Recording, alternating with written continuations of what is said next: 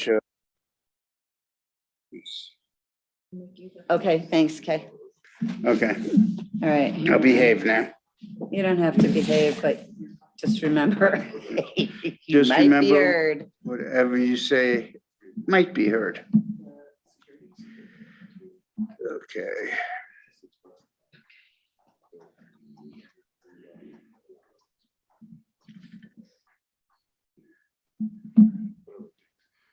And I'm glad that the newspapers have the updated story on the accused person in the Mhm. shooting incident. Yeah. I didn't see it, but I've Kirk's seen been it. keeping everybody up to Yeah, date. no, Good.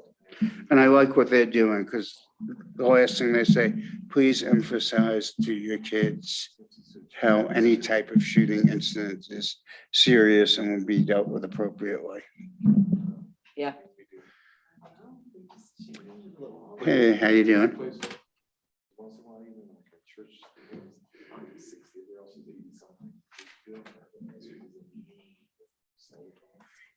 Thanks, Kay. Oh, sure.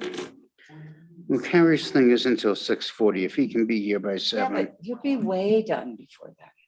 It always goes faster. You got attorney comments in there. He's not even here. He's in Italy. Like, so that's why I told Carrie to come as early as he could, because it's gonna go fast. So we'll see what happens. I can stall for a little bit, but not for a half an hour.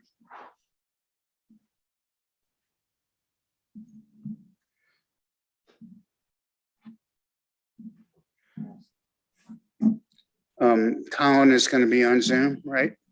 I think so. He's definitely away, unless he didn't go because he was sick. Oh, where was he going? Somebody's graduation. Oh, okay.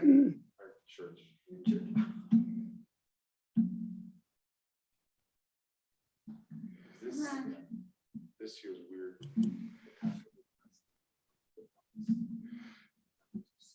We don't have a meeting till next month for tree board, right? June. Yeah. Like third Wednesday or whatever it is. Yeah, one of those. Supposed to be 40 people. You know me, if I don't have it in my phone, my brain does not have enough room for all stuff. Oh, right. Yeah. Yeah. As a matter of fact, let me put it in my phone. Oh. Once again, too, remember. Okay. This just actually might work. There we go. Like, eeny, meeny, miny, moe. This next fall. I can't believe I took the computer back into my office and I plugged it in. I let it sit for 10 minutes to see if maybe it had not been fully connected and just died and was just recharging. Nothing. Like, okay. Go get my mail.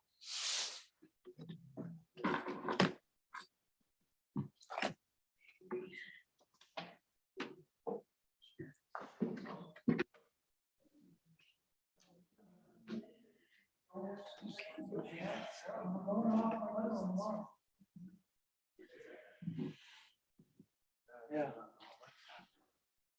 That's what I get for going on back then. Yeah. Good evening, everyone. Good evening.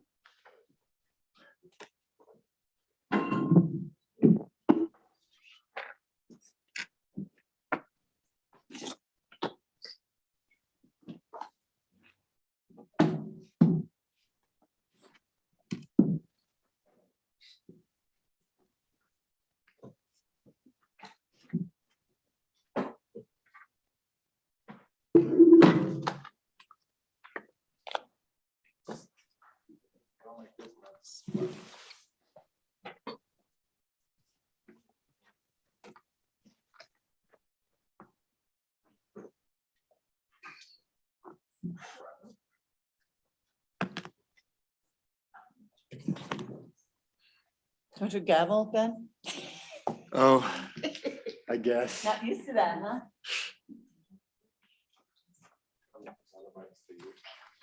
Been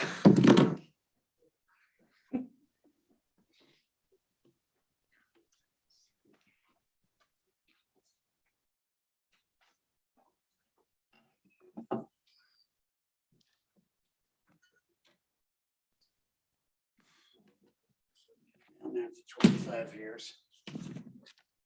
I'm getting mail here, Colin? here already, mail? They found me already? Yeah, doesn't take long. I thought you were, did you not go? I thought you were gonna be away again. I leave tomorrow. Oh, okay. Okay. And you're feeling better? Tons. Good. And I never tested positive. So my daughter had it. She came. Not knowing she had it. Landed here, felt terrible, tested, immediate positive. And then Tuesday night, I started feeling terrible and all the quick tests and then PCR all negative. So, yeah. Well, we went to Vermont. We had, my ex-husband came from Connecticut. My nephew came from upstate New York. My daughter came from Oregon. Sophie and I came from here. And we had a great week. When I came back, my ex-husband had COVID. Sophie had COVID. My nephew had COVID. I never got it. Oh, my goodness. Hey, Chris. Sure, Good. pick Mix pick it a up. spot, I like it. any spot.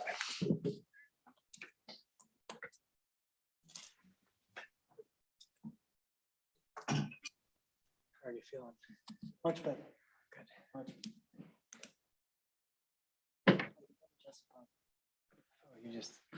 I just apparently got the flu.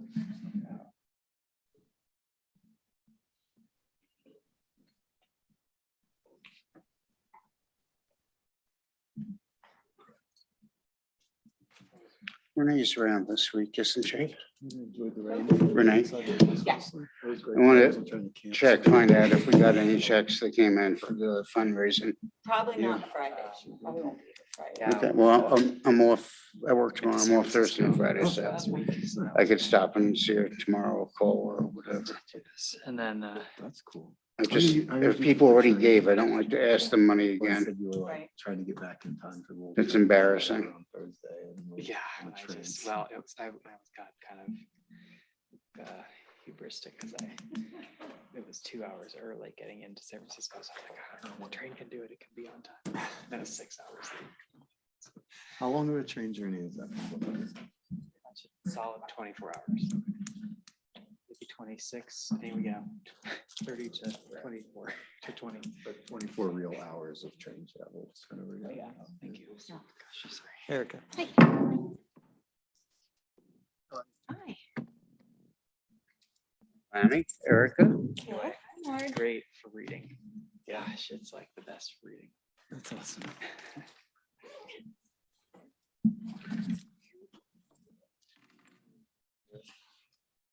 Hi, Chris.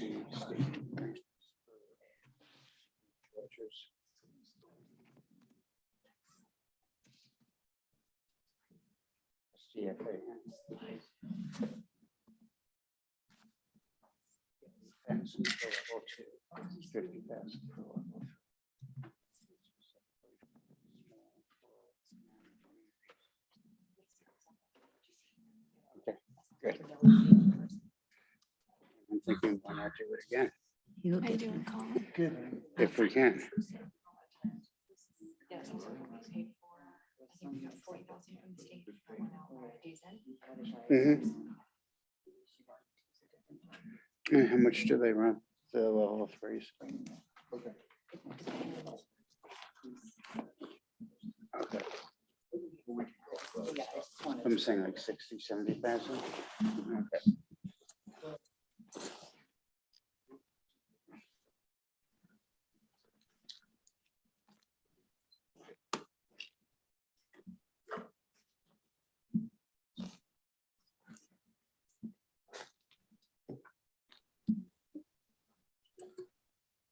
All right, it is 6 o'clock, so we'll call the meeting to order.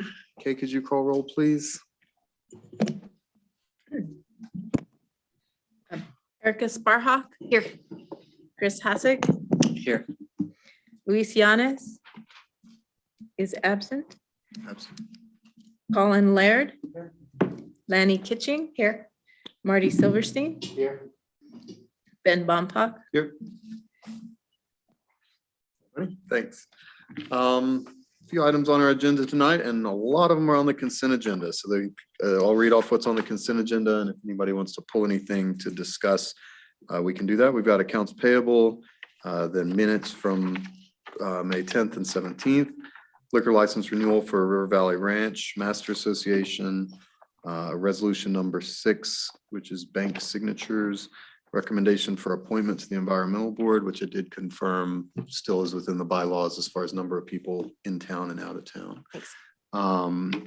Modification of premises for street side dining for Batch, modification of premises for Happy Farmer Cultivation, Red Hill Picnic Shade Shelter Construction Contract, recommendation for appointment to the Parks and Rec Commission, and Hendricks Playground Replacement Construction Contract. Any questions or items for discussion? Yep, Chris. Go ahead, Chris. I think maybe we could consider talking about the Batch parking space and whether to consider having them, I don't know, having them look into whether we should rent them a strip of the park instead of the street. So we can preserve those parking spaces.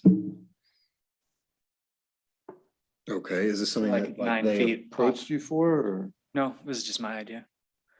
I'm just thinking if we're trying to, there's been issues over parking downtown, if we're trying to protect parking, and now we've just got adjacent town-owned land that, I mean, it is part of that park, but I don't think it's like central to give them the equivalent of a parking space in the park. Well, I guess I'd say I wouldn't want to delay the modification of their premise application in order to consider that, but that's something that if they wanted to bring it to us, we could certainly consider at a future meeting. Okay, But if we were to pull that now and discuss that without them here and all that, we'd have to okay, delay this. This is already about a month delayed because they didn't have it in, they were out of town and some back and forth with that. okay. Well, yeah, I haven't discussed it with them, so I don't. Yeah, I just wouldn't want to delay their permit. So I think if you want to discuss that with them, or we could talk offline about it. Okay, Anything else anybody want to pull or discuss? They could always come back. Just because we Yeah. approve this doesn't mean we couldn't change it at a future meeting. Yeah. I guess my question would be whether people would feel amenable to that, or if that's worth them bringing back, or they should just.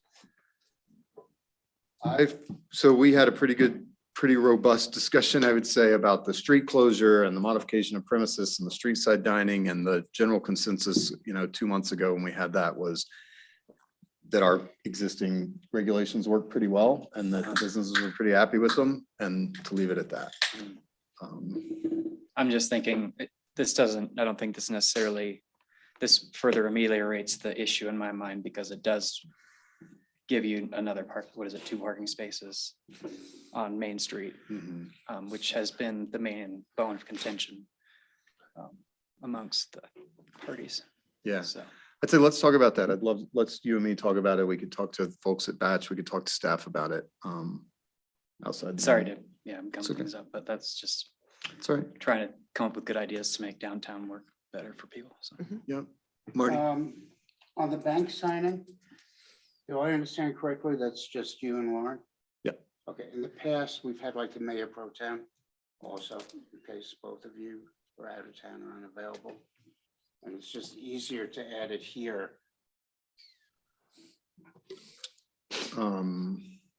so what page are you on there, and what will we be adding? Well, that was on the the resolution, Yeah, the bank signatures. You'd just be adding the mayor pro tem as a signatory as well for the bank accounts. I mean, I don't know if Lauren, if you feel like that's something we need to do. I don't have any experience in that area, so I don't. I don't necessarily think it's something we need to do. I don't know if Renee's on, if This she will be has done any. at a later time. Isn't, Okay, the only reason I brought it up is because you have this here. It's been done at a later time. It's even been done without a motion. So that's fine. Okay. Yeah, let's probably leave it as it is for now in the consent, but if Renee says that we need that, certainly be open to it. We can do that on consent, Marty, Okay, that's fine, Renee. and your microphone's not on. Is this better? Oh, that's a lot better. Thank you. Whatever you want within reason, I'm happy to give you. Thank you, Marty. Keywords are within reason. Anything else from the consent agenda for discussion? No. All right, I would entertain a motion. I'd move to approve the consent agenda. A second. Motion by Erica, second by Lonnie. All in favor? I am not Aye. Lonnie. Oh, she said motion at the Oh, same okay. time. I didn't hear it. That's because we had that before. Motion passes. Next item is persons present not on the agenda. So what, I'll tell you what we do have on the agenda, and if you're here to talk about something else, what we do have on the agenda is a special event liquor license for Thunder River Theater, another one for Festival Las Americas, a public hearing on a new liquor license for Marble Bar, and a discussion of our family leave program and short-term rental tenant clarification. So if you're here to talk about something other than those things, now's your chance to address the board. Anybody? Or anybody on Zoom. Or anyone on Zoom, thanks. Raise your Zoom hand if you want to speak. Okay, seeing none, move on to trustee comments. Any trustees have comments? I'll start. Great. Let's see, today, Governor Hickenlooper was in town, attended a listening session with him and Latino leaders from the Valley. So a lot of the same issues came up in discussion that, come up all the time around housing, healthcare, obviously disproportionate impact that it has on our Latino community. So hopefully, he can address some of those at the federal level. And just a reminder to folks that this Thursday's Art Around Town, our Public Arts Commission has been working hard on selecting the art, and that will be at 5:30 here in front of Town Hall, followed by a reception at Marble Distilling. That's it. Great, thanks, Luis. Trustee comments, Marty? Well, let's start with Plotsky's Deli, opened finally, and was received very well. They had a soft opening on Friday, Saturday. They were open to general public. They sold out of their 150 bagels, I think by 9:30 in the morning. And there were lines all day, so want to wish them the best of luck. Friday is First Friday. So we know everyone should be out and around. We know where all the trustees are going to be. We're going to be over by Thunder River. So the general public, the citizens are invited to come, speak to us about what their concepts are for that land that we were given. And also get some free ice cream from town and help another small business, local business. Sunday is our first summer concert in the park. We have Pato Bonton, who's been here before. We've been nominated for a Grammy Award in the reggae category. And when he was there, it was a real lively show. Everyone was up and dancing. You had all the kids dancing on stage and all the adults dancing in the grass. So I would encourage everyone to come. It's from 3 to 7. Please remember the ground rules. No glass, no alcohol, no pets. I know your dog, ferret, cat, parrot, whatever is cute to you, but it is not appropriate to have them in the park. We have dog parks for dogs. And I went last Wednesday to a Garfield County Emergency Communications Authority meeting in Rifle. And one of the things I was there, to speak about was how they're doing outreach to the Latino community. So besides having 2 dispatchers who are bilingual, if people call 911, they have 2 translation services available for not only Spanish, but multiple languages. And they have TDD, which is available for those who are hard of hearing. We have these signs, you've seen them outside here, outside town hall, bilingual, trying to get people to sign up for reverse 911, where they can reach you in the event of an emergency. And again, I came away with some thoughts that I'll speak about with staff, how we can reach out more to the Latino community. So per son, an ad in the Spanish section, these signs are bilingual, doing a bilingual insert into the water bill. And the other thing they spoke about, which given the incidents in Texas are really important, was communications among emergency responders.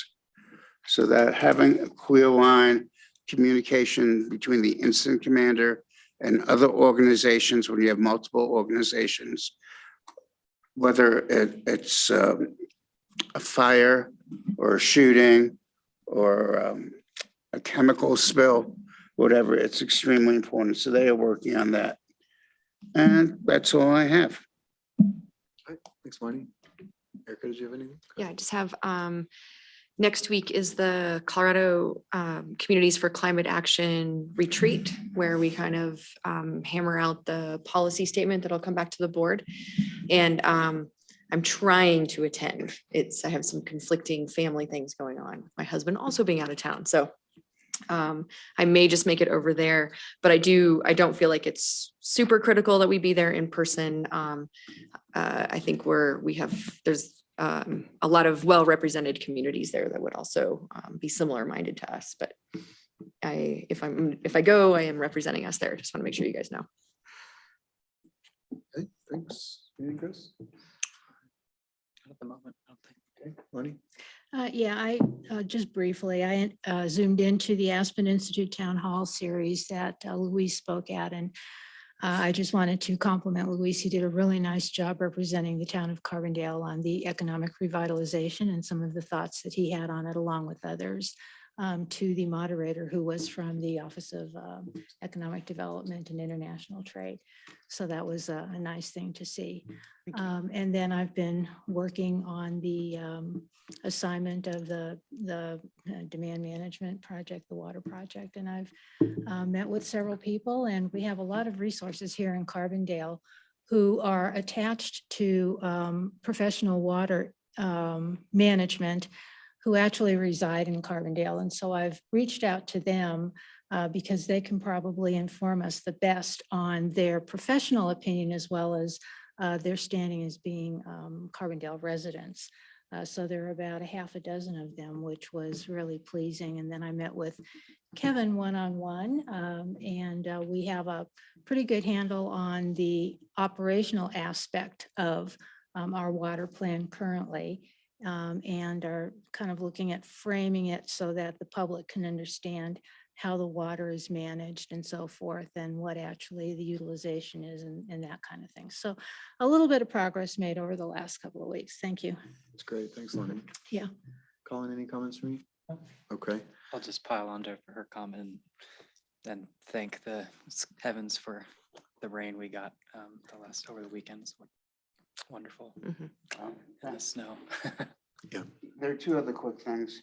This past Monday, Memorial Day, the American Legion was at all the cemeteries and did 21 gun salute and tossed a wreath into the river at Veterans Memorial Bridge. For those who don't know, Veterans Memorial Bridge is the bridge coming in the town from 82 over 133. Other thing is Thursday is the first rodeo. So. All right. Thanks, Marty. I'll add a couple things. Luis and Lonnie and I attended the wildfire preparedness meeting at the Carbondale and Rural Fire Protection District a couple weeks ago now. And it was really well done. And I think that, there's a lot of concern in the community about, how prepared are we for wildfire? And they're about as prepared as I think a community could be. And I think it's just good to remind people that while the town would be involved in incident command management, Lauren would be directly involved, and Chief Wilson from the Chief of Police would be directly involved. It would really be coordinated and centered at the firehouse. And They have lots of resources. If people are curious, they'll come out and do an assessment of your home and give you tips on how to make it more fire safe. And they even explained that one of their programs, I can't remember the exact terminology, but essentially they put firefighters in fire trucks and have them stationed around one up in Missouri Heights and one that kind of moves up and down the Crystal Valley on these, red flag warning kinds of days and throughout the fire season to be there right when something happens. They're not just waiting at the firehouse for the call. So I think we have a really well-prepared fire department, and we should take some sense of security in that. They also explained, some people have asked us, what's the evacuation route? I want to know and be prepared. And they said there is no single answer to that. It'll depend on the incident. People ask questions about what if this road's closed or that road's closed, and they explain that by and large, you're going to be evacuating to a fairly local place. You're probably not going to go out to I-70 or something like that if a fire's headed this way. So just an update on that. I also attended the RAFTA meeting, which was a couple weeks ago, but since we last did trustee comments. And one thing that was in the paper that people probably picked up on is that RAFTA is going to reduce some of its service levels this summer, just strictly due to a staffing shortage. Those same big factors that are affecting all of our operations right now are affecting RAFTA, but they're proactive on it. They have a certain kind of readiness level that they have to maintain, and they were going to fall below that. So they did it in a way that I think riders will feel very little, if any, impact. I also attended a follow-up meeting from the Equity Action Project that a few of us were involved in this winter.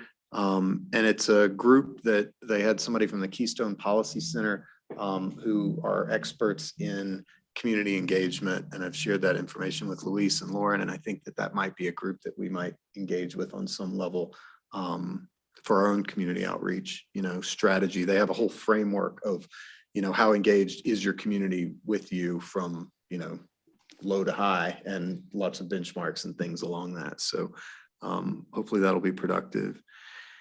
And then just following up, Lonnie, thanks for the update on your memo. I think Colin was going to work on one for housing, and Luis was going to work on one for engaging our Latino community. And any of those, if you get them to us to Lauren and me by next Tuesday, then we'll be able to talk about it at the next meeting.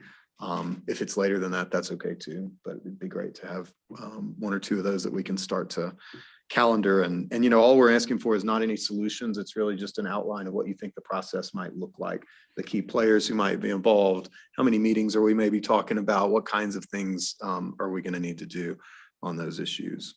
And it seems like with each of those, a first step is some clear goal setting before we get too deep. That's all I have. Moving on, attorney's comments. Looks like attorney's not here this evening, so manager report. She's speaking Italian right now. Oh, right. Yes, so I have a few things. I want to get together with Chris and Colin and reschedule the orientation because we were not able to have it last week for various reasons. Just so that we have 4 positions that we're posting, town hall positions. I mean, there's always positions in public works and lifeguards and what have you.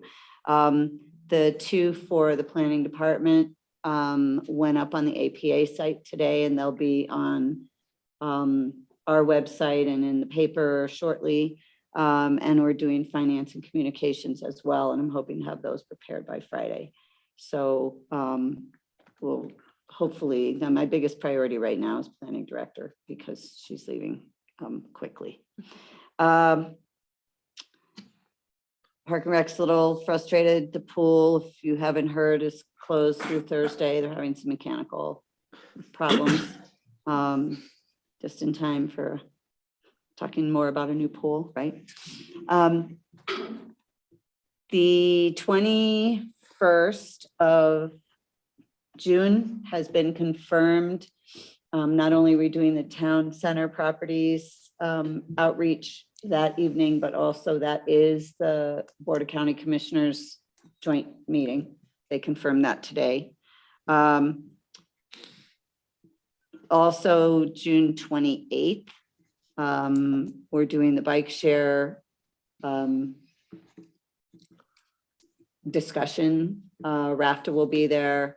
Myself, Rafta, and We Cycle will all be doing some portion of a presentation. They should have bikes there, but in the meantime, the week of the 13th through the 17th, we're going to try to have a couple of bike share open houses, one for the board and one for staff, to basically get on a bus and go to Willits and get on a bike and ride somewhere. And just really get sort of boots on the ground, see how it works and what they're talking about. And I'll work with all of you to figure out what the best day and time for that is. We have to do it before the 18th because We Cycle is extremely busy with Aspen ideas after that. With regard to, Marty brought up the town center outreach, working hard with Kathleen and the small committee to try to get that set up. We've got a lot of boards and props and Legos and tables and ice cream and what have you. Also, Ben, I don't know if you saw your email today about KD&K, but they are asking us to be on the Everything Under the Sun show Thursday at 4. And I believe Amy, Kimberly, and Brian are going to be talking about art space ideas on Friday during the Express Yourself show. So there's a lot of chatter and hopefully we'll get a lot of people coming out. Great. We will try to make sure that all the board members, are you all going to be here except for Colin? Okay, that everybody has a clipboard with paper copies of all the boards, even the ones that aren't near you, and something to write on and some information, fact sheets to give to people if they want them, what we're doing, how we're doing it, why we're doing it, etc. And just to be really clear, so are our marching orders to be at Thunder River area at 6? well, it starts at 5. 5, okay. So I I just want would to be really clear say so everybody knows when to be aware, because I don't think we've done shortly anything. before 5, if you Okay. can, otherwise get there as early as you Okay. can. 5. We Friday. will have some other people there. Kathleen will be there. I'll be there. I think Bob Schultz will be there. This is right in front of Thunder River. It's going to be next to the promenade. Okay. We haven't quite figured out exactly where we're setting up, but because it's not a level lot, I think it would be a good idea if we were right next to the promenade. So not only can people see us from Main Street, but also if people don't want to get off the sidewalk, they don't have to. And that's what I got. All right, Thank you. thank you. And I don't see an email from KD&K, so maybe if you want to forward that to me or something. Oh, they copied me on it, so I'll forward it to you. Okay, thanks. Thank you for that, Lauren. Moving on then to our first item of new business is special event liquor license for Thunder River Theater. Somebody here from Thunder River? Great. You're welcome to, actually, the mic's up there, so maybe you're better off standing up. And you can just give us a quick overview of the event if you want. This is also an opportunity to just let the public know what the event is and if it's open, how they can get tickets and that sort of thing. Excellent. My name is Sean Jeffries, Executive Director of Thunder River Theater Company. We are going to be having a gala / fundraiser / backyard get together across the promenade from Thunder River Theater Company. And with the main goal of helping with a lot of our capital improvement expenses that we're looking at doing in the near future. But we're going to have a whole bunch of cabaret singers. We're going to have some soul kids performing, a little preview of the show they're going to be putting up the weekend following, Little Shop of Horrors. So that's going to be a hoot, along with some piano players and hopefully a guitar player too. And we'll have a couple food trucks and all the donate to win opportunities and different ways to participate and have a great time. We'll definitely have a little bit of something for everybody. But that's the general overview of that particular event that we are looking for the special events liquor license for. Great, thank you. Anything from staff on this? I know Kathy's not here. We don't Okay. have any issues. Mhm. It's fine. We all talked about it. And it's a little unusual because we haven't done it quite like this before, but Totally. Yeah, this is the first time we're gonna actually utilize the area around the theater in this way. Because normally we would go over to the Orchard, rent out the space, do the whole sit down ordeal. But with, the past years being the way they were, we want to make it a little bit more accessible. And so cutting the cost of venue rental and that sort of thing allows us to keep the cost for the ticket rather low and get more friendly faces in the audience / diners in the audience. Okay, thank you. Any questions from the board? I would move to approve the special event liquor license for Thunder River Theater for June 25th. Second. So motion by Erica, second by Luis. All in favor, say aye. Aye. Aye. Motion passes unanimously. Thank you. And just on a side note, we did sort of send out an email blast to all of our people for this Friday. So there might be some more folks coming in from our email blast. And we have 5 feet worth of fairly level concrete in front of our building. Feel free to use it, please. thank you. And also, for bathrooms and that sort of thing. So, and we open a show this Thursday. We have a show this Friday. If you happen to be there cleaning up and want to come to see a show, starts at 7:30. All right, Okay. perfect. Thanks. Thanks. All right, next item on the agenda is another special event liquor license, this one for Festival Las Americas. Anybody here from that group? Great. Hey, Hi, I'm Klaus Coker and I've never done this before, so what am I supposed to do? you can just give us a basic rundown on the event. Typically, our clerk, Kathy Derby, is here and gives us a little rundown, but she's not here this evening. So the main thing really is it's an opportunity for you to inform the public about Festival Las Americas, when and where, and if they need tickets or anything like that.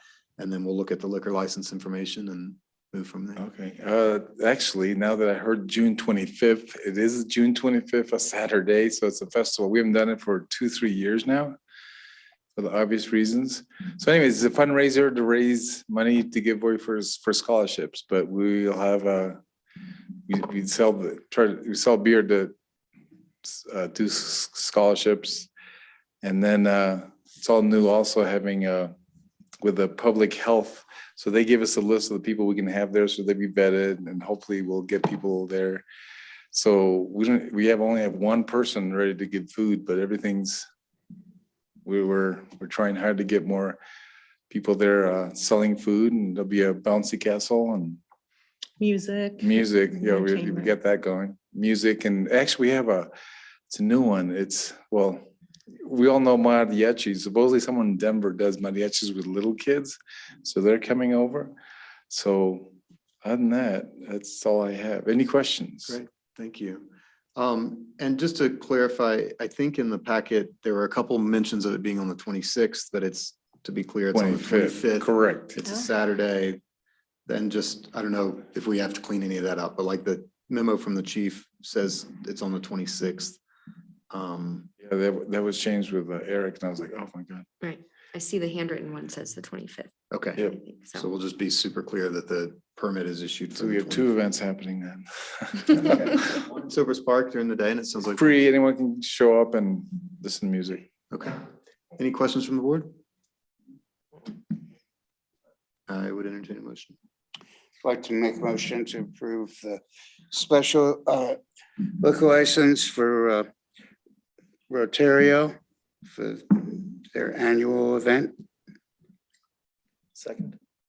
Okay, motion by Marty, second by Luis. All in favor, say aye. Aye.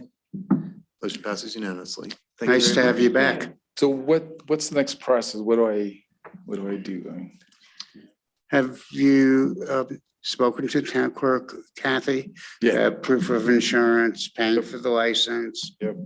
It's already And- done. so she's gonna send me back stuff or something like that, or, okay, She'll yeah, take care of it. She'll be back next week. okay, I would be in contact with her. all right, thank you very much. Thank you. Thank you. Thanks for doing the event. Let's see here.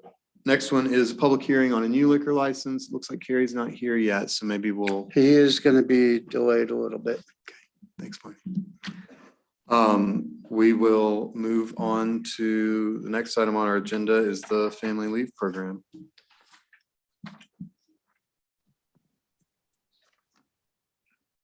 Thank you. This memo is from myself and Renee. We discussed this at length and hopefully you've had a chance to read the CML flyer about this program. It's a state-run family medical leave insurance program. We do have FMLA. This is in addition to FMLA.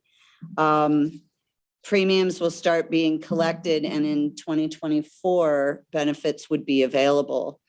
Colorado municipalities have the option to opt out of the program. If they don't opt out, then they're committed for 3 years.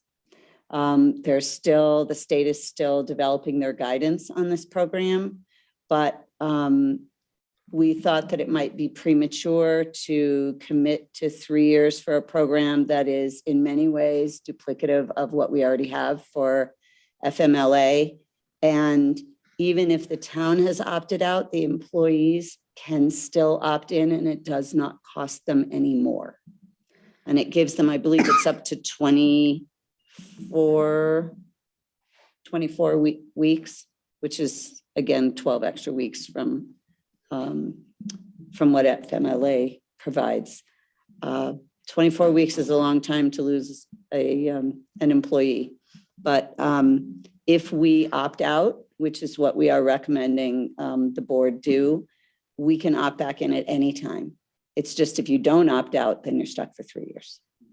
Okay, thanks, Lauren. Questions for Lauren about the family medical leave program? No, I appreciate your clear explanation of the difference between the FM, whatever it is, IL versus the more familiar FMLA for folks like myself and other business owners. If we read that and see it, we want to make sure that FMLA is being upheld as it has been. Absolutely. Yeah, so I would be in support of considering losing the duplicative insurance policy or whatever benefits policy at our cost. Thank you. Thanks, Lonnie. Yeah, Louise. No, I think it's a good choice. Also, the fact that this may be challenged in court makes sense that you not participate at this time. Other questions or thoughts? Opting out at this time, we always have the chance to opt in anytime we want to at a later point. And it isn't like we're leaving our employees without anything. We still have the FMLA protection. We can see how this works out over the next year or so and consider it again at a later date. Okay, thanks, Marty. And Lauren, was there any discussion amongst staff about anybody wanting us to move in this direction of staying in? No, not at this point, but we haven't widely announced it to all of our employees yet. I guess it'd be important to let staff know the part about how they can opt in Mhm. if we opt out. That seems really important. And it seems like kind of a good deal because they pay their share, but the employer doesn't have to pay our share. So I'm not sure why everybody wouldn't opt out and get it for half the I price. think that many municipalities are opting out right now. Yeah, it seems Yep. like it has a little bit of a design flaw there. But we will definitely be letting everybody know. Okay, thank you. With that, it's not a public hearing, so I would entertain a motion if somebody would like to make one. See. The recommendation is on page 244 of our packet. And it I'll says, make a motion to opt out of the FMA LI program and reevaluate in the future. Okay. motion by Luis, second by Lonnie. All in favor, say aye. Aye. Any opposed? Motion passes unanimously. That was easy. And I'm comforted by the fact that we can opt back in anytime. I think that would require a lot more discussion if there was some 3-year waiting period or something like that. But if we find out that this is a really good thing for employees and we needed it, then we'll just opt back in. Yeah, and plus employees are not without benefits. They'll still be eligible for the long-known FMLA. That's That's been in existence for many decades. So yeah, they're not without anything. All right, next item on the agenda is a discussion of short-term rentals and whether we had a citizen come and speak in favor of allowing tenants to get a short-term rental license, and our current regulation restricts licenses to people who have an ownership interest in a property. We're going to reevaluate all of our short-term rental regulations in the fall, once we pass the deadline at the end of July where everybody needs to get a permit. Then we'll see who got a permit, who was unable to get one, and we'll have a bigger discussion. But members of the board were interested in learning more about this one particular nuance in our regulation and see if we needed to fast track any changes. So I think Lauren has some information to share with us in addition to what's in the packet. Basically, it just, our recommendation comes primarily from the practical side. It is not really a legal matter that we could not allow a tenant to get a short-term rental license. However, it does pose some problems if, you know, they have a lease that doesn't allow them to sublet, and also how we enforce violations, whether they are violations of safety regulations or violations of our code. Our enforcement mechanism is against the owner of the property, and we have the ability to lien that property. The tenant is not necessarily liable for that. So in order to allow a tenant to be able to be a permittee or a licensee, there would be some code changes that would need to be made, and the ordinance would need to be changed, obviously. We sat down, town attorney and I sat down and sort of brainstormed some what ifs. You know, there is only one town that I know of in Colorado, although I haven't polled all of them, that allows tenants to be licensees and to do short-term rentals with the permission of the property owner. And that's Denver, who obviously has a much bigger staff than we do. But one of the things that we said when we were talking about things like zoning and HOAs and PUDs and what was allowed was that we did not want to be in the neighborhood or the landlord tenant enforcement business.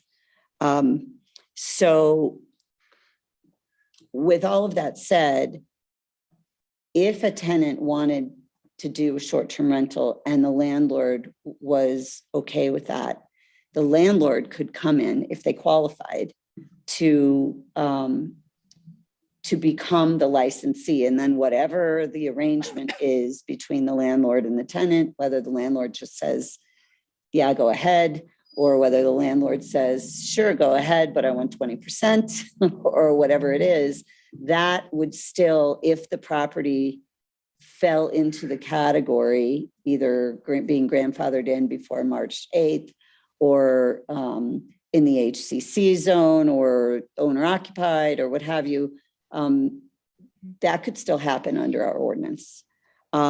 So considering all of these factors, and there's a few more on the memo, we recommend that only a property owner should be eligible to get a license at this time.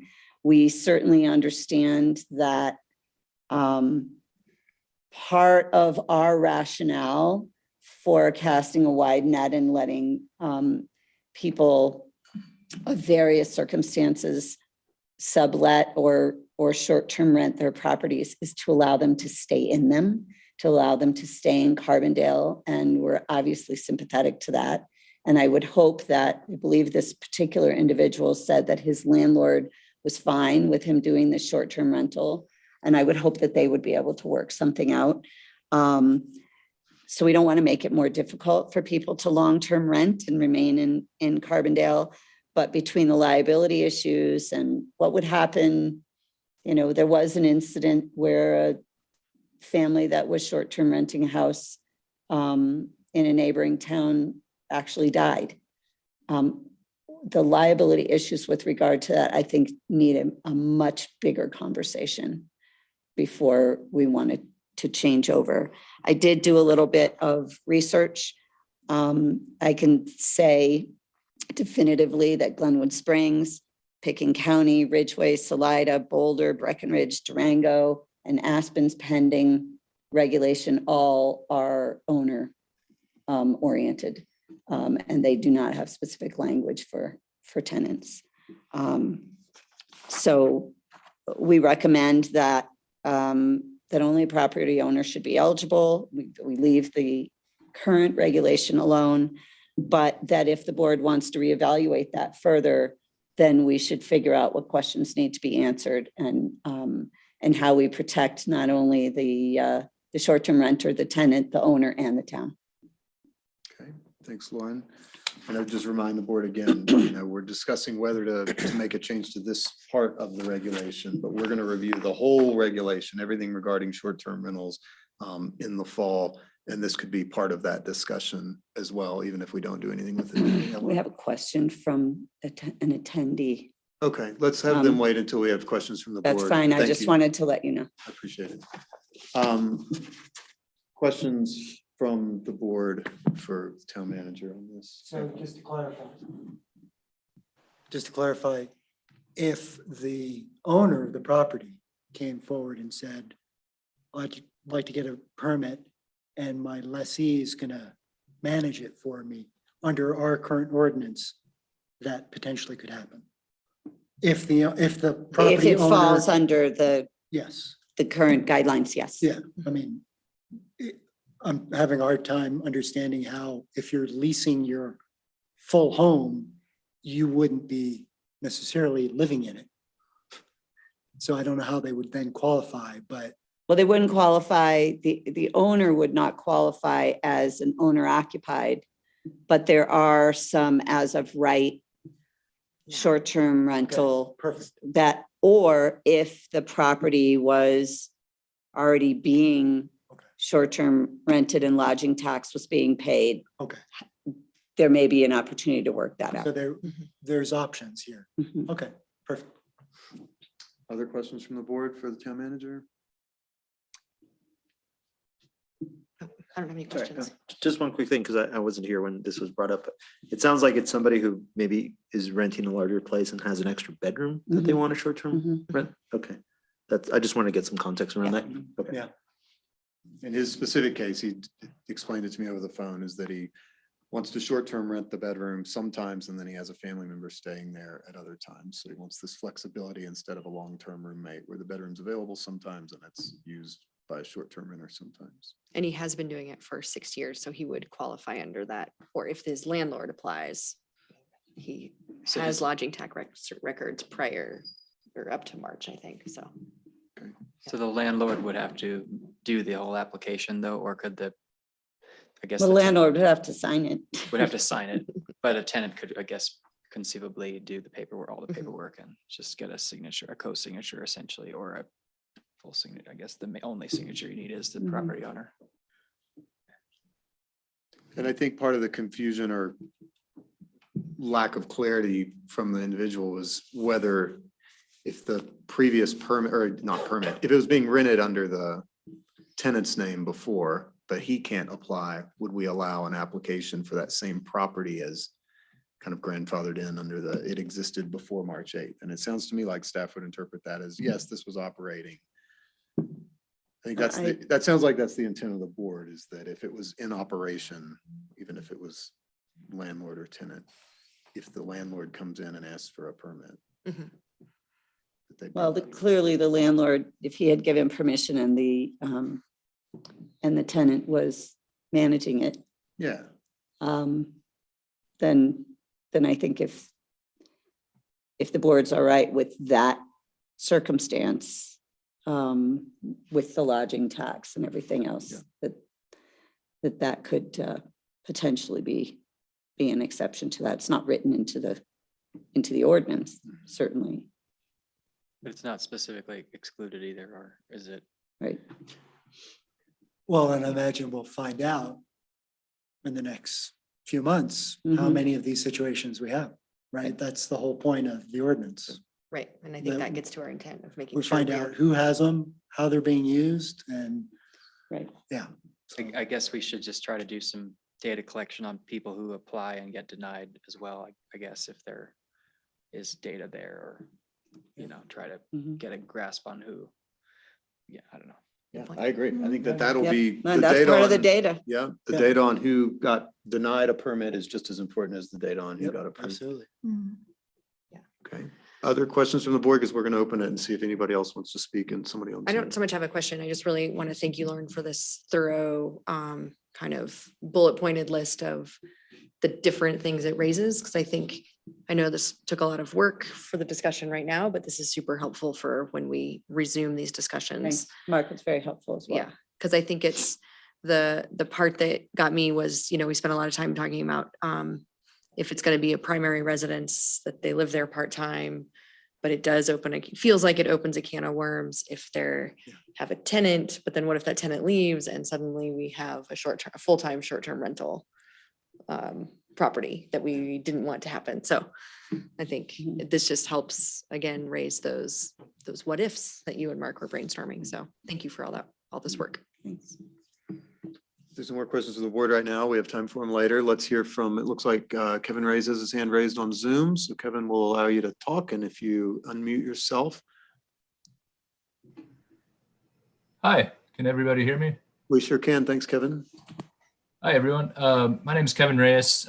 Just calling in representing the Community First Carbondale grassroots group. We've been working with the trustees over the last few months to help guide the discussion on short-term rentals in town. I know there's a couple new faces there. So anyway, I think just a little bit of kind of our perspective. I think the idea that we had behind issuing a short-term rental permit was that one permit would go to one person. And a single person couldn't be able to obtain more than one permit.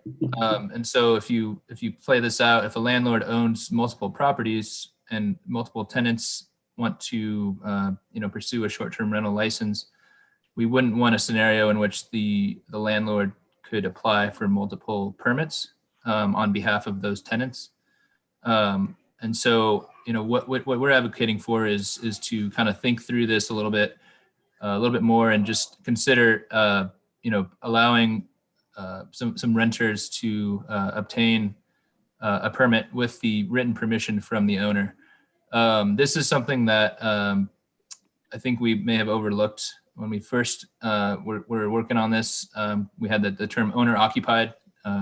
It's very kind of flows off the tongue easily, but I think we want to kind of think of it more as a resident occupied, someone who meets that 6-month minimum requirement of actually living in the home, whether they rent or not. I think allowing them to be eligible for a permit would be something that would be in the town's best interest. Renters tend to be some of the more vulnerable members of our community, and allowing them to do this kind of to make some extra cash I think is a good community benefit. As for the staff concern about fraudulent representations in a short-term rental permit, I think that's super valid. Additional documentation could be required for a renter to make sure that a person is applying in good faith. For example, if a renter or if someone is applying for a short-term rental permit, maybe they could provide, in addition of providing a copy of the signed lease, the town could also require the tenant to show his or her name on a recent utility bill, a car registration, or even show the address on their driver's license.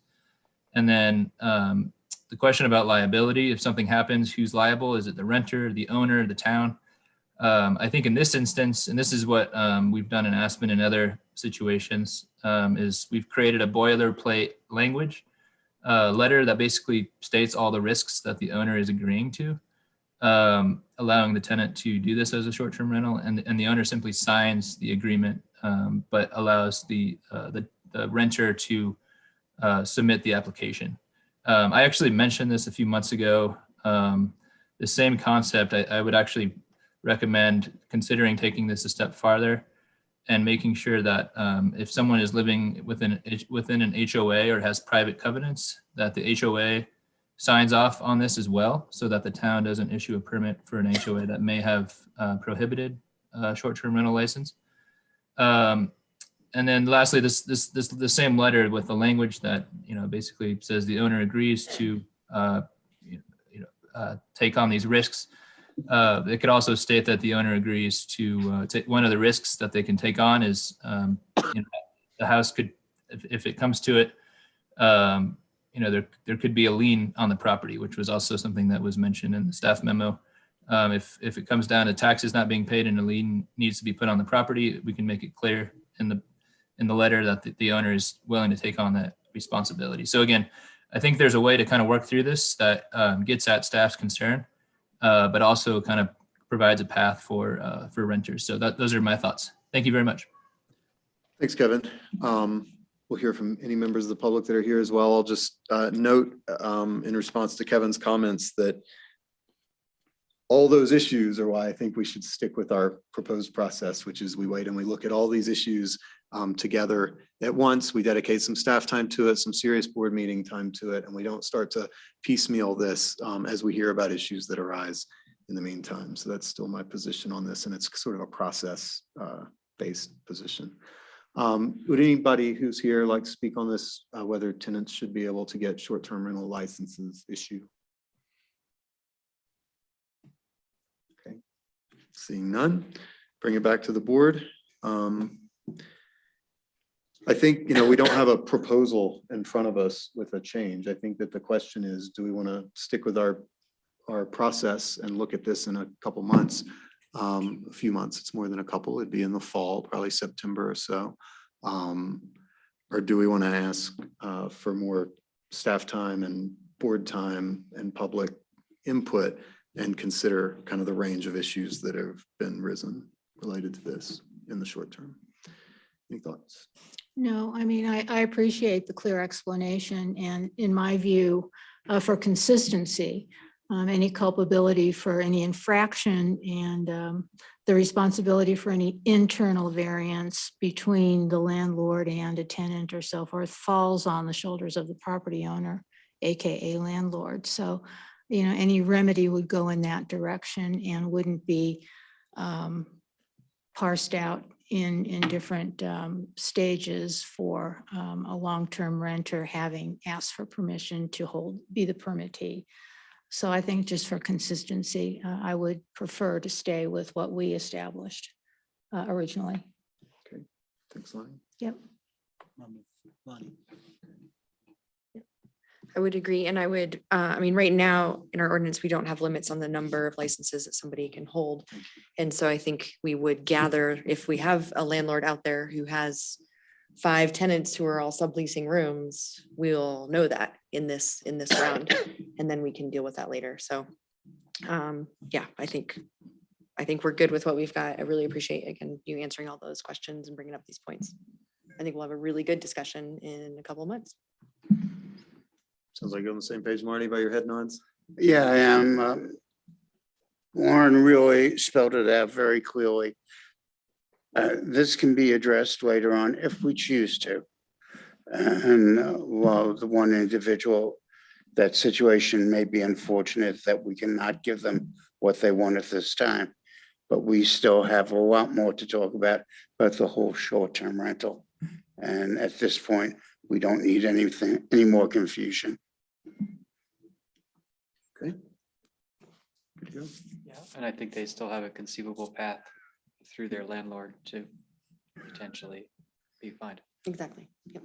And the key thing there is if they were operating it according to our existing regulations, which was paying your tax, that was the main thing prior to March 8th. So hopefully that's the case.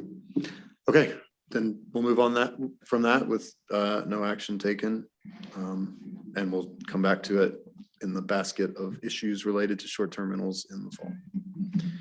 All right, I think our last item on the agenda, unless I'm missing something, is the new liquor license for Marble Bar. Yeah, and thanks everybody else for staying here. You don't have to stay, just because you're here. It's okay if you go. And Drew, we already appointed you to the, was it Parks and Rec? Yeah, so you're welcome to stay also, but we're not gonna like ask you up to talk or anything. Okay. I was glad to see your name in there. That's exciting. Sorry for my tardiness. That's all right. We just moved it around. No problem at all. Thanks, Gary. So it was in your packet. Thank you. Don't recall if it was pulled or not. But wherever. That's fine. Yeah, because you've got a mic there, so that's good. You can just start off by introducing yourself. Oh, sorry. Yeah. My name's William Carey Shanks, Marble Distilling Company. Before, now I'm here on my own. I reside in town at 99 Garfield. So we'll talk about that map in a minute. For the last 7 years, believe it or not, for those of you that have been around, Marble Distilling has kept going, trudged through the hard times, and continues to look at ways to bolster what Marble Distilling is focusing on is distributed sales. Another story for another day.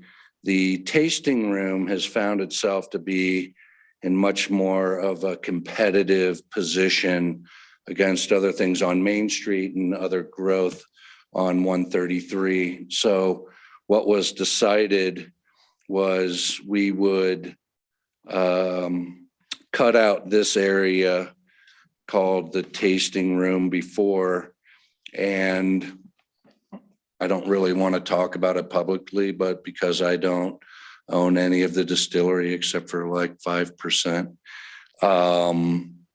it is legal, and I've gone through all the legal paperwork to do this. Then I have my own separate company. I lease this space from Marble Distilling Co. Inc. And the gist of the design is when you go into a tasting room, it's only what people make, right? And you can sell drinks, you can sell bottles. But we also have a bar up in Aspen, and what we found in both locations is if 4 people come in, one wants a beer or a glass of wine. Certainly we have mocktails and sodas. We lose the whole batch. Also, food is really important. So if you haven't been down, come down in the next few days. There's a big remodel that I'm doing in there to refresh. It's going to be a wholesale change in that room, and that will run really effectively. This is about adding beer and wine. And I talked to John Plano, and I alleviated his concern, which was now you're going to have that much more stuff coming into the back of your building. And the reality is it's going to be very Colorado centric, very craft, go local as we can. Already talked to some vintners over in Palisade or Paonia. And it will be a blip on a screen. And we've also upped our food game. So it's really just trying to have an offering that fulfills the needs of a group when they come in. That's all this is about. And we changed the map. Was the other map plan be pulled from the packet? No, because it was already out by the time Yep. you got your So, email from the state. On my phone to me and Kathy, I believe Lauren also received this, a couple emails from, what is it? Liquor and Tobacco Enforcement for the state of Colorado. There was a question of whether we could sell bottles out of what would become a tap room. And it was very clear to Connie Baker that we definitely want to be able to sell bottles. So Kathy gave me a ruling that was on the books at the beginning of the year And I don't know if that's cited in her written comments, if she has any. And she said, if you come up with any others, you can bring this one back. I had it with the package just in case I got something. Well, we got something and that came to the town, both Kathy and the town manager, that says, in fact, as long as you have a distributor, which Marble Distilling Company has its own wholesale license for distribution only in the state of Colorado, that you're able to sell bottles. So I'm happy to discuss any of that with you. I mean, I'm just asked that guy to give me not only a statement, but then written clarification of where he's pulling that from. And that's what you all may not have. I can certainly forward it to you right now. I have it. All right, thanks, Carrie. Yes. And I should have started with staff on this one, but without Kathy sitting there, it didn't trigger my brain. Lauren, did you want to add anything about this? It's a little bit more complex than our average, new liquor license. Sure. And we haven't dealt with exactly this issue before. I don't, there was a little bit of a question before the state sent their email out. But that was really, the question was if the tavern license would be able to sell products by the bottle. And this licensing specialist at Liquor and Tobacco Enforcement very clearly said the tavern may sell your product if it is purchased through a licensed wholesaler. Questions from the board for either Carrie or for Lauren? Well, whoever. So in other words, they'll be able to sell beer or wine, correct? Can they sell it to take out, or is it just for consumption on premises?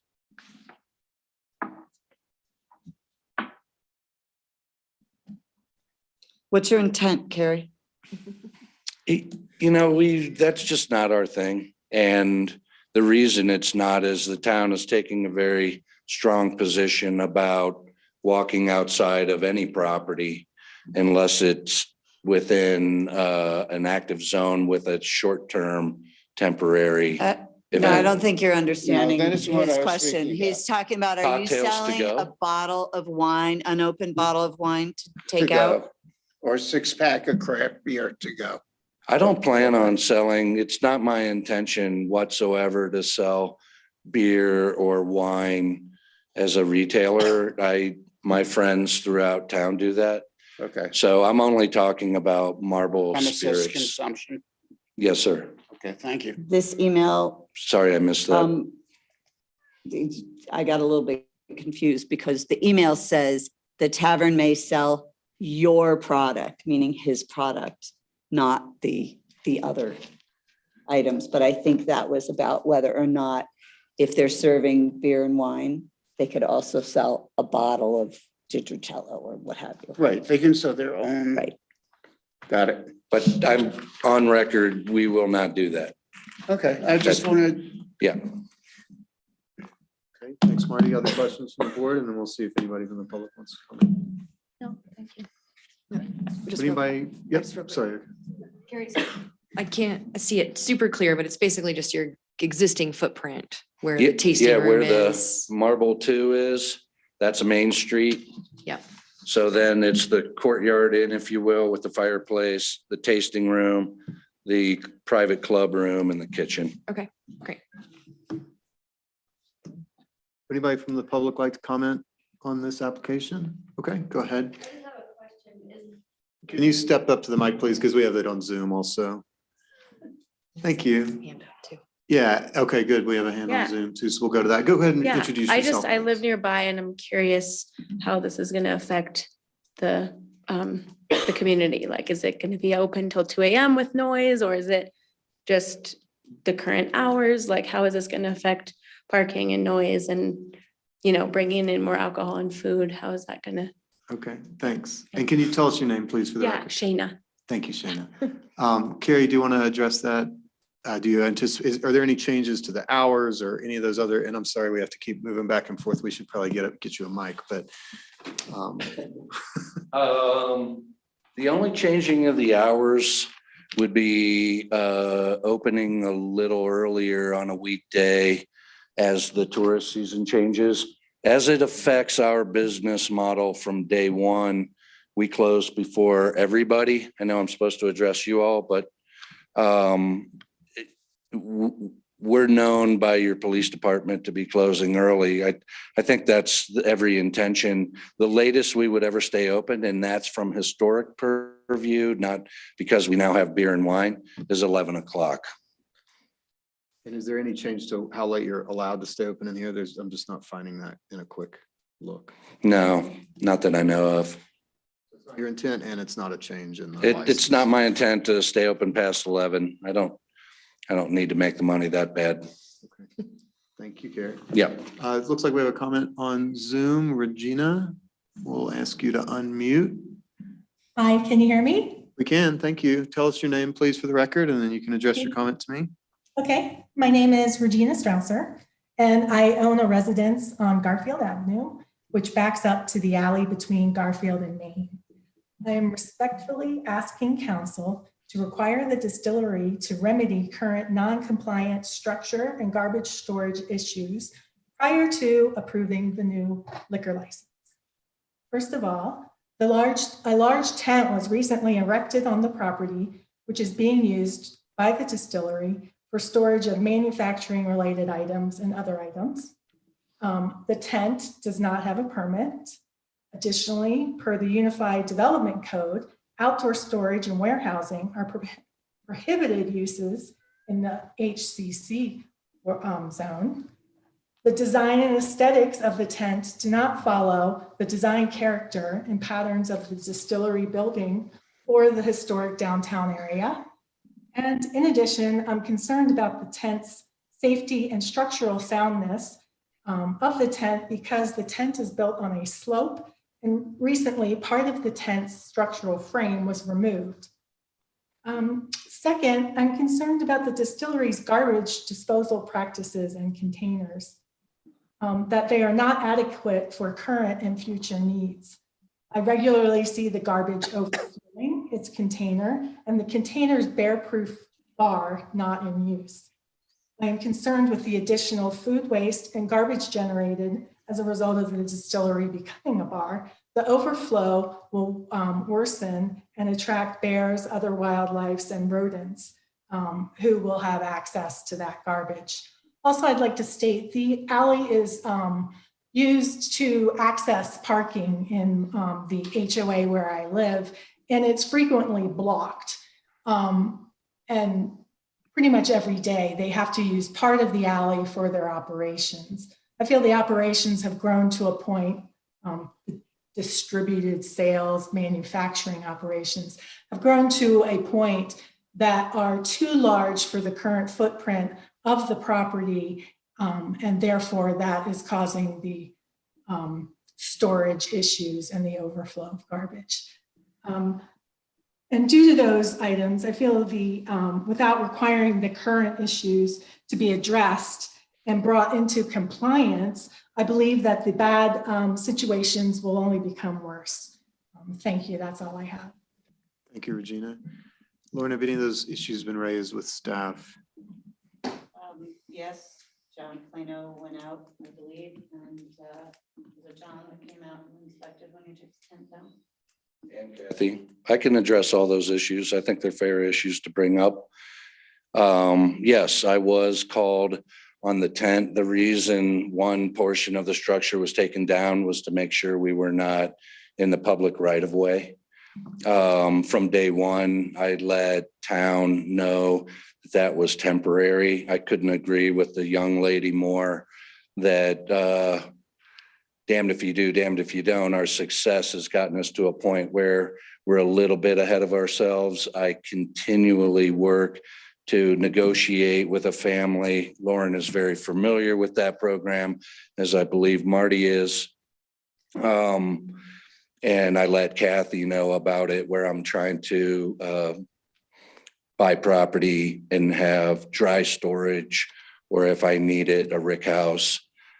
This particular tent, which is inside the area now very clearly, is only used for dry storage. There are no wet goods. There's no booze out there, what have you. So that's that. It's still intended to be short term. So I need a little bit of time to keep that there so I can find a location. My wife and I are thinking outside the box at this point, and maybe even thinking up as far as Marble, where we currently have a house. So I assure you all, as I've told your staff, that I work on that literally every day. As far as the garbage, she is correct.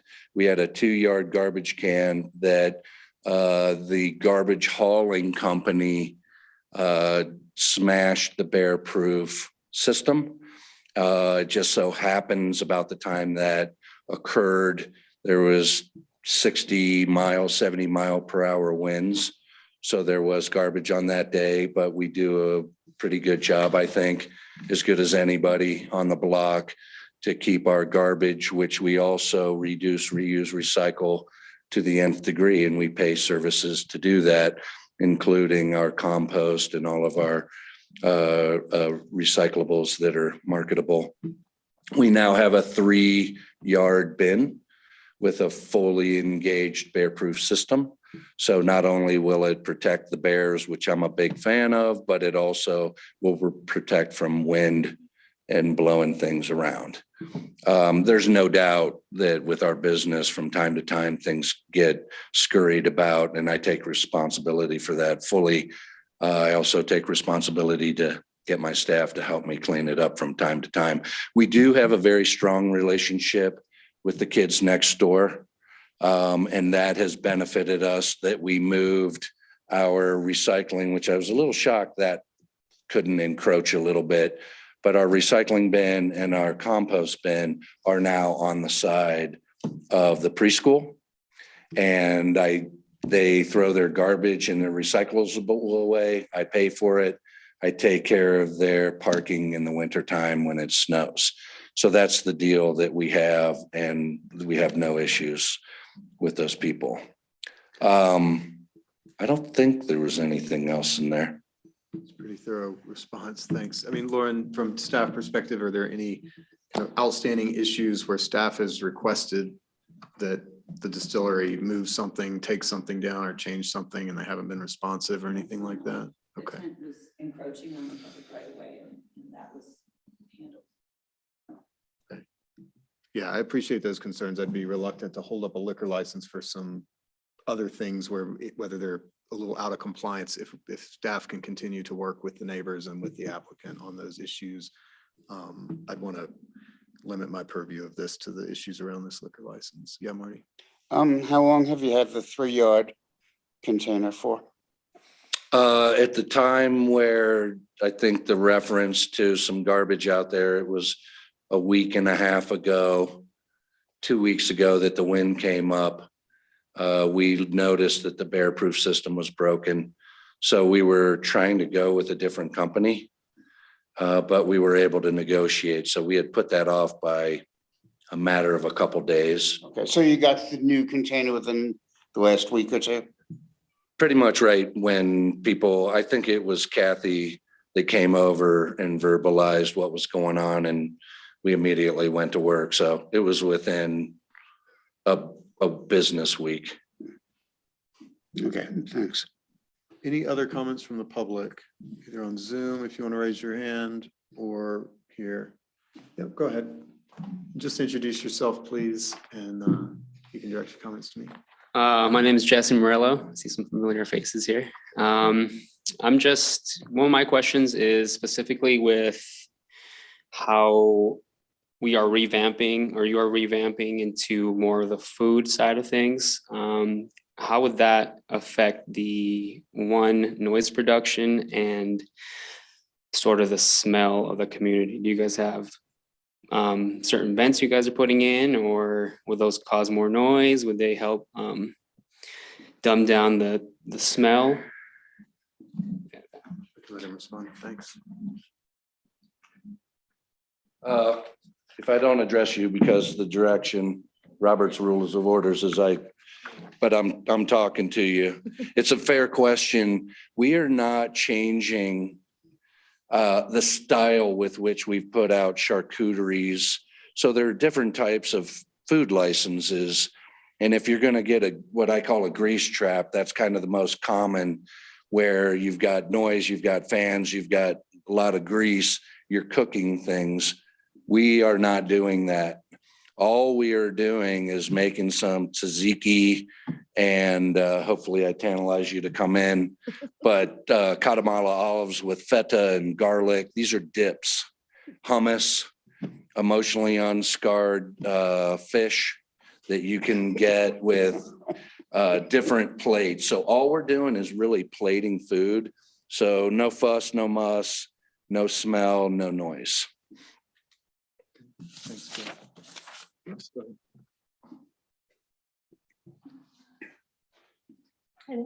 Hi.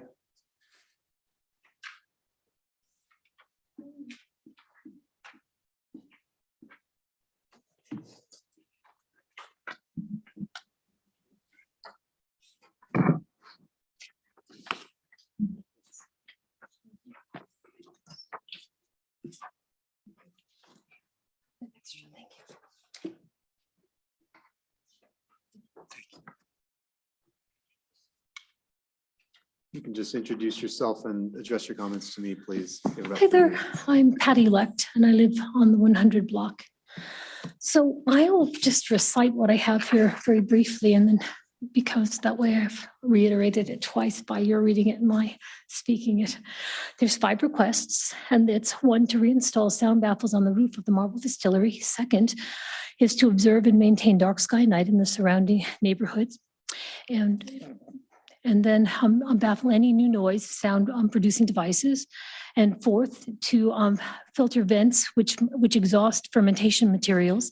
And 5th, filter vents associated to food production. And I wrote then in explanations, 1, of course, to reinstall the sound baffles. It is understood that the grandfather rights exist, therefore reestablishing baffling to reduce the 47 decibels of constant sound is requested by neighbors who preceded the presence of the Marble Distillery. It is in the best interest of all to baffle the constant noise generated from the distillery. Constant generation of human-produced sound interrupts biologic health. The baffles are economical and easily installed. As per Aspen Environmental Health's previous director, Lee Kaysen's advisement, she'd used them up in Aspen successfully with great ease. And finally, mitigating negative circumstances improves community respect and kindness. Emphasis on that. Secondly, dark sky night is beneficial to all. We're having no difficulty at the moment with dark sky night, but it's just nice to realize if by chance it becomes more commercial, that it's a very important aspect to regard, as all of us realize truly that if we're not cognizant of what's going on around this tiny little planet, then we lose track of everything. So thank you for hearing that bit. And number 3, which of course was the baffling any new noise or sound producing devices, because the distillery is petitioning to create a new bar and restaurant where none had existed before. Congeniality to the neighborhood while doing so also benefits all parties. Previously, the Marble Distillery was specifically a tasting room and nothing more. And so that's why we realized that it's a brand new circumstance. And that's why it makes good sense to move forward with that realization that it's the birth of something versus something that had preceded in existence. Excuse me, I'm nervous speaking. And 4th, filter vents which exhaust fermentation material. Staff had explained that the distillery was a misplaced on the 100 block, while it is more likely an industry versus a commercial circumstance.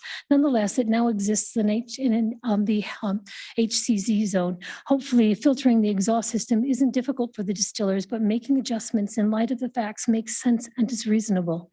And finally, number 5, filtering food smells benefits all, especially wildlife who might be attracted to food smells. And as very, very clearly, this request comes with the intention of absolute respect to all participants, no disrespect whatsoever in mind, while realizing that each of us, as I realize has been told, is the right to peace and enjoyment of one's property. And while having such things as sound invasion, etc., is an obstruction to one's peace. And so this is why I request these things.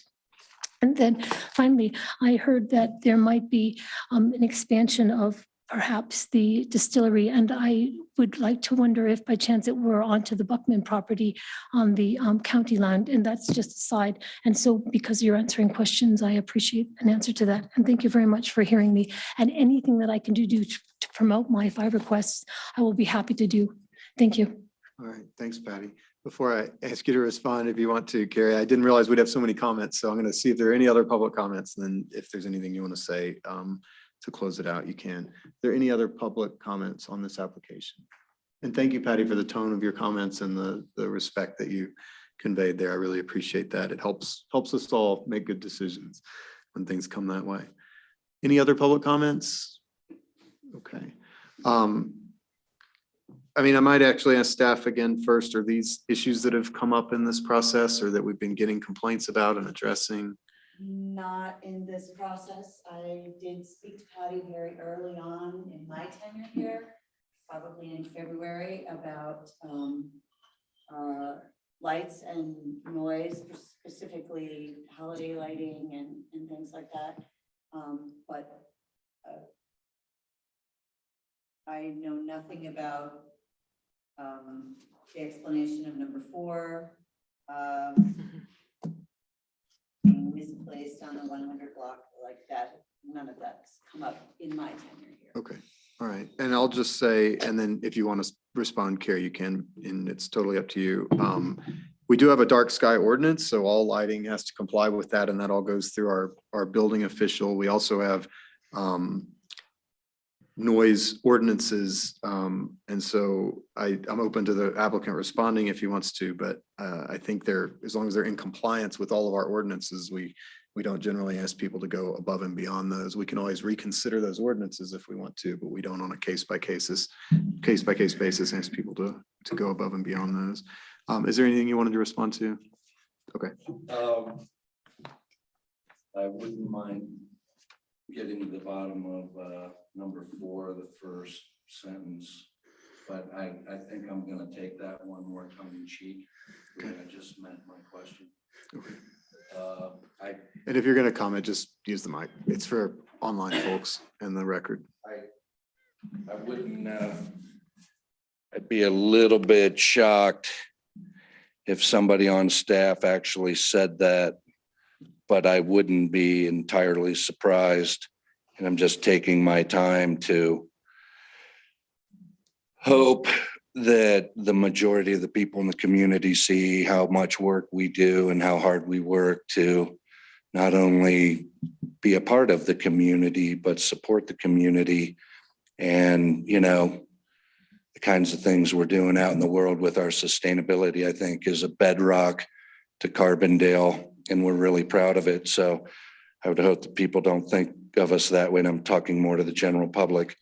But we are in compliance with all the codes, and we have been from day one. In fact, we turn off most all of our lights, just access for people that are going to their hotel rooms, which is a code requirement. That's it. Thanks. So it sounds like we've heard a lot of concerns. I think we're going to move on. Thank you, Patty. We've heard a lot of concerns that are related to kind of issues in the neighborhood. It's a mixed use neighborhood. It's Main Street, it's downtown, and this use is allowed there, but it does come with some impacts. Those are valid for us to consider. I would just remind us as we consider action on this, that the question tonight is, should we grant a liquor license that allows them to serve other beverages other alcoholic beverages other than the ones that they produce themselves? That's really the fundamental question here. So I appreciate all these things, and I would, neighbor relations are important, and I know that you guys have worked hard on that, but it sounds like there might still be some work to do there. But I'll bring it back to the board and close the public hearing and entertain questions, comments, or motion. I would just add that this is also a separate new liquor license for a new entity other than the distillery. And even though they are related, that in our consideration, we have to also take that into account. That's true. Thanks for that. Do you have any thoughts along those lines, Erica? No, I mean, I think it's exciting what you guys are doing. It sounds like you're working to address neighborhood concerns.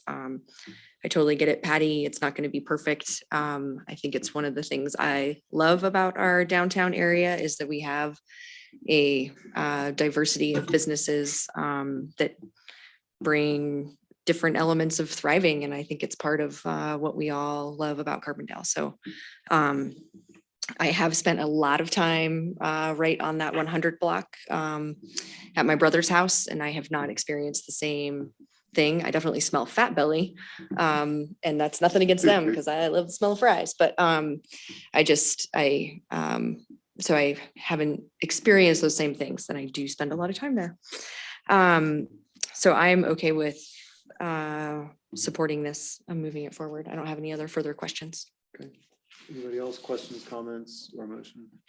Well, I mean, there are no external impacts, right? There's nothing externally being built out. It's all internal remodeling. And so it doesn't seem that there would be a significant amount of outside disturbance other than, I mean, nothing really, other than what's already there and what's been attested to. So I would have no objection to it. Okay, thanks, Lonnie. Yep. Anybody else? Yeah, Marty? Yeah, couple of things. Yes, it is a new license, based upon what you have said and based upon past experience. They're not staying open till midnight or 1 or 2 in the morning. Usually you open till 10 PM unless you have a special event or something going on. They're not doing cooking on premises. So I'm not overly concerned about food smells or things like that. It sounds like you're continuing what you're already doing. You're just doing prepared foods. No cooking, correct? I mean, we do, sorry, just to be clear on that, and I'm sorry I didn't mention it. We do have people come in and we bring in caterers and they're in the back, but they're in and out. That's outdoor grill and that will last a couple hours, but never more than that. Okay. Yeah, I mean, the only question about reestablishing the baffling, did you have baffling there before? There's a system up there and it's well within the code. It was removed, the bathroom was removed, sorry. Yeah. Okay. Yeah, I don't have an issue with this. I don't really see this as being a restaurant per se. I see this basically as, yes, a bar, but kind of a limited type bar. Okay, thanks, Marty. Luis? Just one point of clarification, looking at our noise ordinance, I mean, they're allowed to operate between 60 and 75. Say that again? 60 to 75 decibel levels as a commercial. They're allowed operation. to operate Yeah. 60 to 75. Okay. The hours. No, I'm sorry, Patty. We've taken comment and we're gonna make a decision to move on. Any other comments, questions? I guess I wish we had more information about whether the staff knew or whether we knew for a fact that baffles were up or down or whatever, if that's a legitimate concern or not.